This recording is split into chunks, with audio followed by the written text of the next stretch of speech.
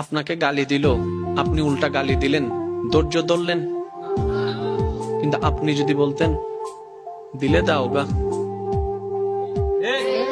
সুবহানাল্লাহ বলতেন, আমাকে গালি দিছো দাও গা, সে উল্টা ভাবনায় পড়ে যাবে, কি রে কারে গালি দিই, সে তো লড়ে না। সত্যি করে বলেন তো, আপনাকে কয় মিনিট গালি দিতে পারবে? একবার, দুইবার, তিনবার। গালি কখন ঝগড়া হয় জানেন? একটা দিয়েছে, দুইটা দিলেন, দুইটা শুনে তিনটা দিয়েছে, চারটা দিলেন, এইভাবে কিন্তু বাড়তে থাকে।